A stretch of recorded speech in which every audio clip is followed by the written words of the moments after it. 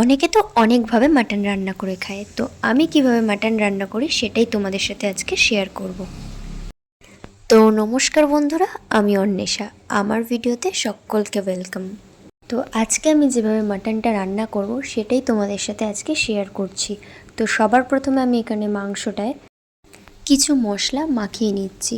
তো প্রথমেই দিয়ে দিয়েছি এখানে টক দই, তারপরে পরিমাণ মতো একটু হলুদ গুঁড়ো দিয়ে দিলাম, তারপরে দিচ্ছি স্বাদ মতো লবণ, তারপরে আমি এখানে দিয়ে দেবো কাশ্মীরি লঙ্কার গুঁড়ো।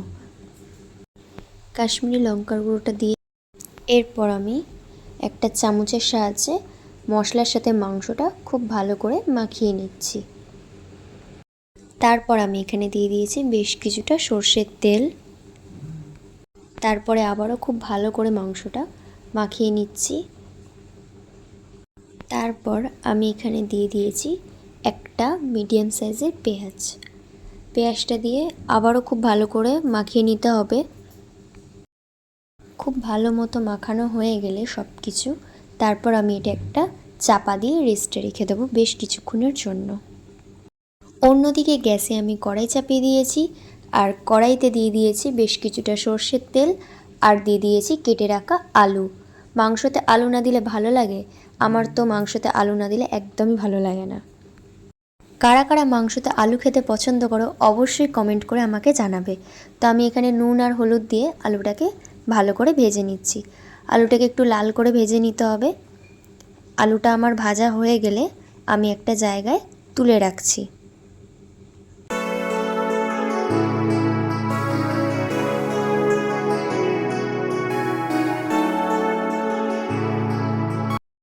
আলুটা একটা জায়গায় তুলে রাখা হয়ে গেছে। এবার ওই কড়াইতে আমি একটু ফোড়ন দিয়ে নিয়েছি, তেজপাতা আর গোটা জিরে আর থেতো করে রাখা রসুন। তারপর আমি এখানে দিয়ে দিয়েছি কেটে রাখা পেঁয়াজ কুচি। আমি এখানে 4টে বড় সাইজের পেঁয়াজ কুটেছি। তারপর আমি এখানে দিয়ে দিলাম পেঁয়াজের ওপর অল্প চিনি, যাতে একটা সুন্দর কালার আসে। ভাজতে ভাজতে যখন পেঁয়াজের হালকা রঙটা চেঞ্জ হয়ে আসবে তখন আমি দিয়ে দেবো কেটে রাখা টমেটোটা দিয়ে খুব ভালো করে একটু নেড়ে চেড়ে নিচ্ছি। টমেটোটাও আমি এখানে হালকা ভেজে নিচ্ছি, যাতে টমেটোর কাঁচা গন্ধটা একদমই না থাকে।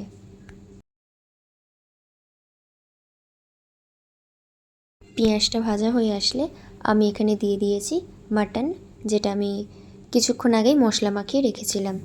মাটনটা দেওয়া হয়ে গেলে আমি এখানে দিয়ে দেবো কিছু বাটা মশলা। সবার প্রথমে আমি এখানে দিয়েছি রসুন আর শুকনো লঙ্কা বাটা। রসুন আর শুকনো লঙ্কাটা একসঙ্গে বেটে নিয়েছি।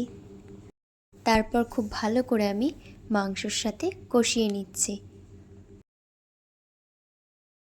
প্রায় 2 মিনিট মতো আমি এইভাবে রসুনটাকে মাংসর সাথে কষিয়ে নিয়েছি। তারপরে আমি এখানে দিয়ে দিলাম জিরে বাটা। আমি এখানে জিরে বাটা দিয়েছি, তোমরা চাইলে গুঁড়োও ইউজ করতে পারো। জিরেটা দিয়ে খুব ভালো করে আরও একবার মাংসটা কষিয়ে নিচ্ছি। মাংস যত কষাবে মাংসর টেস্ট কিন্তু তার দ্বিগুণ হবে। এরপর আরও 1 মিনিট মতো আমি এইভাবে এটাকে রান্না করে নেব। তারপর আমি এখানে দিয়ে দিয়েছি আদা বাটা দিয়ে খুব ভালো করে আমি মাংসটাকে কষিয়ে নিচ্ছি।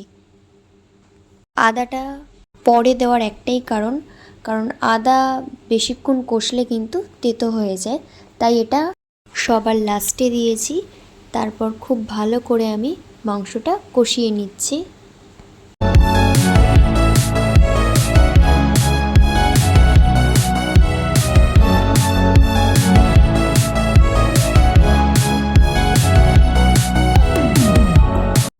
মাংসটা আমার ভালো মতো কষা হয়ে গেলে আমি দিয়ে দিয়েছি পরিমাণ মতো জল দেওয়ার পরে খুব ভালো করে আমি সব কিছু আরও একবার নেড়ে চেড়ে নিচ্ছি।